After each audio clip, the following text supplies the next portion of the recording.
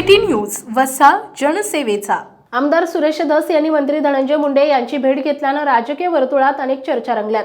धनंजय मुंडे यांच्या डोळ्याच्या शस्त्रक्रियेनंतर त्यांच्या तब्येतीची विचारपूस करण्यासाठी सुरेश धस म्हणाले, मात्र याआधी आणखी एकदा भेट झाली होती, याबाबतही सुरेश धस यांनी खुलासा केलाय। मी क्लिअर कट सांगितलं, हे दोन वेगळ्या भेटीच्या बरं का।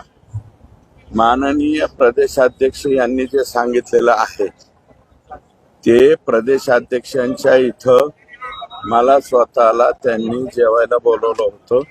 मी गेलतो, अचानकपणे त्यावेळेस धनंजय मुंडे साहेब तिथं आले आणि आमच्यात अर्धा तास चर्चा झाली। प्रदेशाध्यक्ष माझ्यापेक्षा खूप मोठे आहेत, त्यांच्याकडून सांगण्यामध्ये काही झालं असेल, परंतु त्यांनी आम्हाला हे मिटतंय का अशा प्रकारचं वाक्य वापरलं होतं। मी क्लिअर कट त्यावेळेस सांगितलं बाकीच्या बाबतीत, आणि तेही बोलताना तेच बोलले, तुम्ही नीट ऐका, मनभेद नाहीत मतभेद आहे। मतभेद आहेतच ना, आणि या प्रकरणाच्या बाबतीत मी माझी माघार घेणार नाही हे त्यांना मी त्या बैठकीमध्ये क्लिअर सांगितलं। ही बाब जी आहे ती 15-20 दिवसापूर्वीची आहे, आणि मी जे परवा भेटायला गेलो त्यांना, हे बघा, एखाद्या माणसाला रात्रीच्याला कुठेतरी म्हणजे हॉस्पिटलमध्ये ऍडमिट केलंय आणि पुन्हा माघारी आणलंय म्हणल्याच्या नंतर आपली संस्कृती आहे, त्या संस्कृतीप्रमाणे मी त्यांना भेटायला गेलो, भेटलो। याच्या व्यतिरिक्त आमच्यामध्ये कुठलीही चर्चा नाही। आणि तिथून परत आल्याच्या नंतर म्हणजे परवा रात्री भेटलो, काल मी आणखी एक काम केलंय की जे 73 कोटी रुपयाचा घोटाळा, बोगस बिलं काढली, त्याचं पत्र मला अजितदादा म्हणले होते की याचं पत्र द्या, तर ते पत्र मी कालपर्यंत दिलं नव्हतं।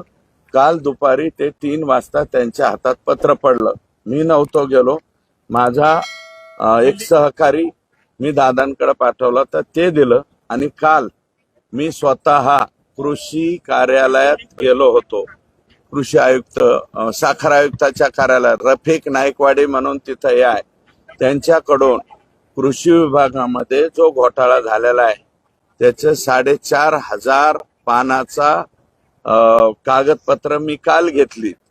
मग जर आमच्यात वेगळं काय असतं तर मी कशाला कागदपत्र घेतली असती। आणि माझं म्हणणं असं आहे की बाबा ह्याच्यामध्ये कुठेही गैरसमज हे करू नका।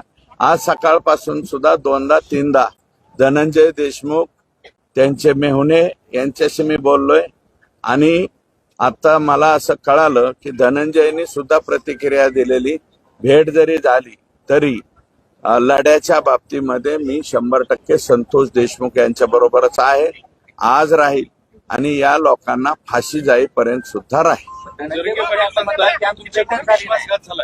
काय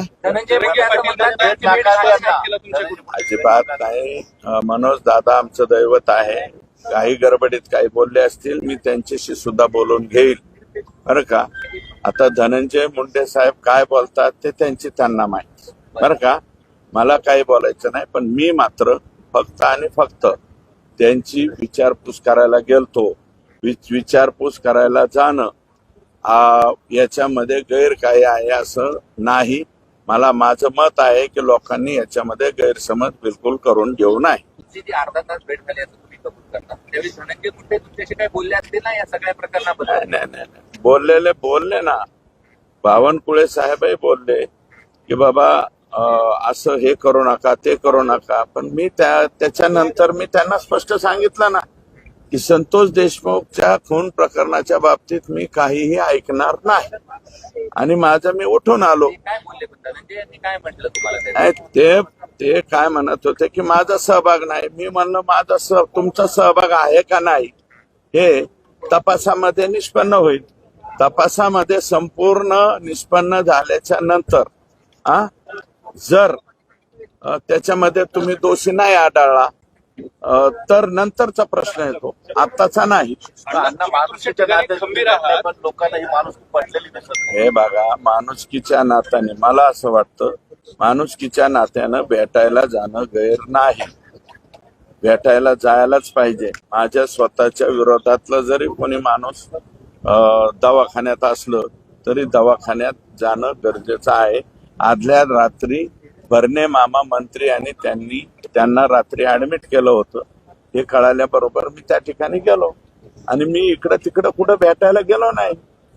खाजगी रुग्णालयात नाही गेलो किंवा इकडं तिकडं कुठं नाही. त्यांच्या निवासस्थानी भेटायला गेलो आणि निवासस्थानी भेटून मी लगेच मी निघालो. धनंजय मुंडे तिथे येतील ही कल्पना नव्हती तुम्हाला? नाही कुठं दोन गोष्टी एकत्र करताय तुम्ही. दोन गोष्टी एकत्र करताय. 15-20 दिवसापूर्वीची ती घटना आहे. बावनकुळे साहेबांच्या निवासस्थानी मला त्यांनी जेवायला बोलवलं होतं. मी तिथे गेलतो.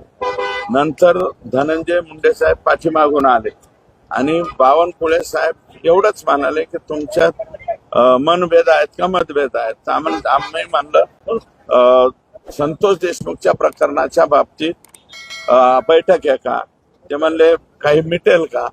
मी म्हणलं मिटणार नाही. संपलं विषय.